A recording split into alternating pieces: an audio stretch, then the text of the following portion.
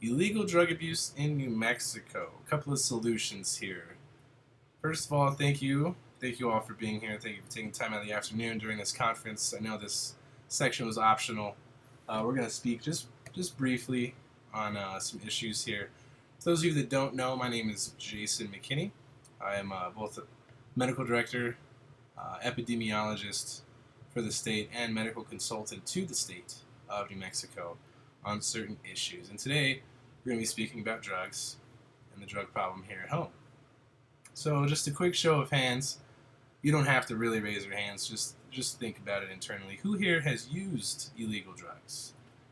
And who here knows somebody who is addicted to illegal drugs? And who knows somebody who has died from a drug overdose? Now, I know many of you won't raise your hands for these questions, but I have a feeling that the majority of you can answer yes to at least one, if not a few, of these questions. So here we have just a quick statistical breakdown. I published an article a little ways back, a report on drugs in New Mexico. Whether you read it or not, you can receive a copy from it, or a copy of it at the door, which shows a lot more detail. But I have just right here, in 2012, per 100,000 residents, 28 of them died from drug overdoses. Also, per 100,000 residents, 121 of them were hospitalized. So it's not really debated anymore. There is a pretty big drug problem here in New Mexico. And it results with a lot of injured people and a lot of dead people, unfortunately. A little bit more on statistics here. New Mexico spends more than $9 million every year enforcing drug laws, incarcerating people, drug courts, which is the way the city kind of combats incarcerating people, and repeat offenders on the system. So lots of money being spent every year. So in this proposal, I have a few categories here. What can be done? What can be done to help combat the drug problem here at home? One is consider legalizing marijuana. That's a hot topic throughout the nation. Another one is to make drug use safer. We're gonna go into that briefly. There's a few new ideas out there, and then the last one is greater steps in prevention. So let's just get right on into some of this stuff here. The marijuana dilemma. So, according to the ACLU, over 50% of Americans support the legalization of marijuana. That's a pretty big number. As you can see in this Gallup poll here, actually it's more than 50% if you're under 50 years old. It's closer to 70% for the younger audience. So many Americans do support the legalization of marijuana. Not to say it's right, but they do support it. Another little fact here, 52% of all drug arrests in 2010 were for marijuana. So that's a big number of people being arrested just for marijuana, whether it be possession, distribution, whatnot. It's a huge number of people. Also, almost $4 billion each year in America is being spent on enforcing marijuana laws. That is a ton of money. Here's just a little slide about some of the benefits of marijuana. We won't really talk about that too much. So, legalization of marijuana would, A, save the state money, B, earn the state money. If we just look at Colorado, for example, they've grossed a lot of money from taxes just from the legalization of marijuana.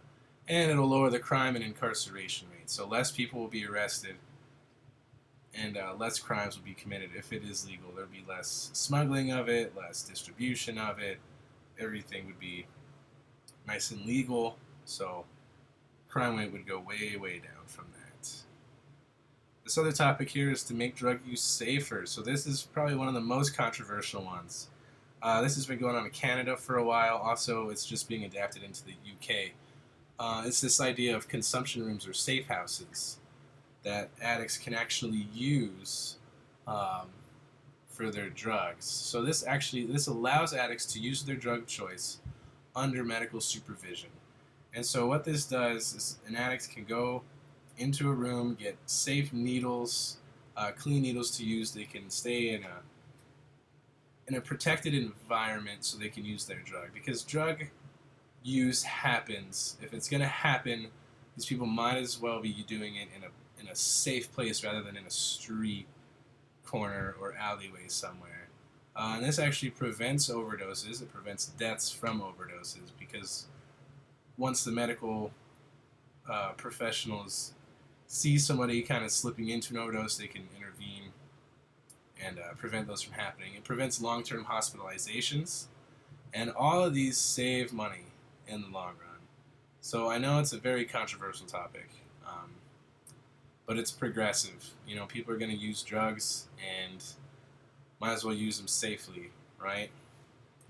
Another thing that goes with this is linked with the consumption rooms is the number of addicts seeking treatment drastically increases. This has been shown in Sweden and in Canada. So drastically increases. So more money saved, more lives saved. And so this goes along with greater steps in prevention, with money being saved from less people being hospitalized, money being saved from lowering the crime rate and incarceration rate from marijuana, and money being earned by the sale of marijuana. We can spend more money in areas of economic need. So we can actually do more research. We can get out there. We can see which neighborhoods use which drugs and why. And we can spend more time and more money and more effort out in those areas, preventing the youth especially from using drugs. So to conclude, we do have, I know this was very brief, but to conclude, there are 3 progressive steps that can be taken. 1, legalize marijuana. We talked about that briefly. 2, incorporate the idea of the consumption rooms. I know this is controversial, but it helps. 3 is to get active about the prevention. So thank you all. For more information, please visit our website here. We do have a live discussion option as well. legalizeitnm.fakesite.org.